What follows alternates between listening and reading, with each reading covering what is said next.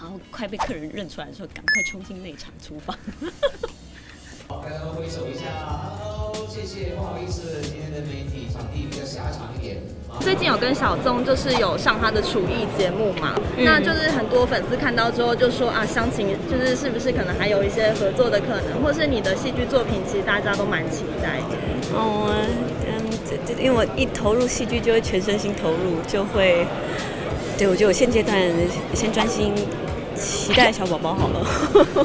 小宝宝计划还好吗？就像大家看的，整个肚子还是很平。现在疫情变严重了，那跟老公是分开的，也两地相隔，对。不过反正我们会试着用各种方法，对。你们这样分开多久啦？其实还好啦，就是从以前1-2个月的单位变成几个月一次见面。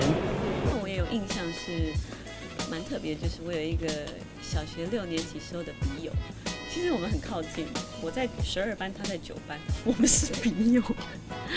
然后后来他很早结了婚，生了小孩，然后最近开咖啡厅，算是尝试人生的第2种不同的生活吧。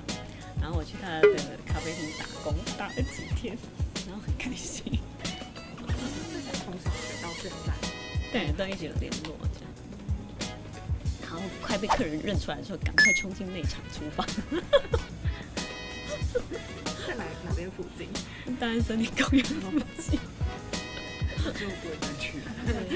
不会，我就打这4天工，你知道，是前面找不到人，我去帮忙。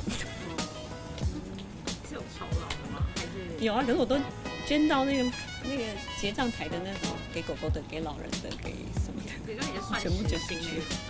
时薪我160哦，还没涨，今年还没涨到160的时候我就160了，才多2块。这里是大概是外场的吗？还是做咖啡的？我第一天在内场洗了好久的碗，跟备了好久的料，觉得我第2天就去买护腰了。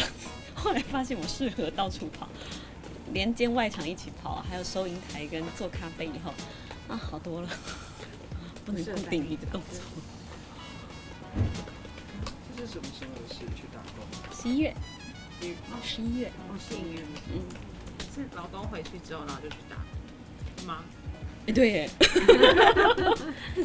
闲不下来哦。